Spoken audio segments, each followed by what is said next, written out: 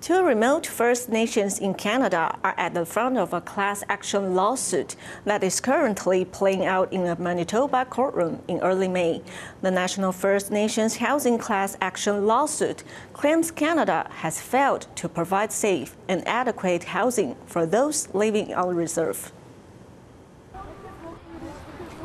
On the steps of the Anishinaabe Ogumawin offices in downtown Winnipeg, families from St. Teresa Point, Manitoba, and Sandy Lake, Ontario, stand in silence, holding signs pointing to what they call a Canadian failure. Inside, the drum echoes as they start in ceremony, as leaders take to the front to talk about the court case they are involved in this week. We are in the biggest fight of our lives. This is a national human rights crisis. That's Raymond Flett, chief of St. Teresa Point. He's talking about the National First Nations Housing Class Action lawsuit that has more than 100 reserves involved. Most of them are remote First Nations, where they have to rely on ice roads. He and Chief Dolores Kakagamic of Sandy Lake are at the front of the issue. They say on top of Canada failing to meet its fiduciary obligation to provide safe homes, there's the issue of having winter road access for only 6 weeks of the year, making it harder on the limited infrastructure they do have.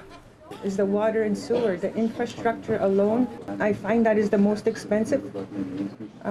We recently did a project where it cost us more in infrastructure than the housing itself.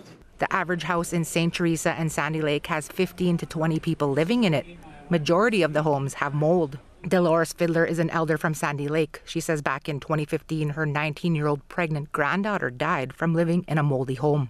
They told me she died of blastomycosis. That's mold. Moldy house and everything that you catch on when you breathe in, that goes into your lungs. The joint class action argues that Canada is responsible for the housing crisis going back to when the treaties were signed. They say the government's legal team is arguing they are not responsible. T.R. Wheatley, APTN National News, Winnipeg.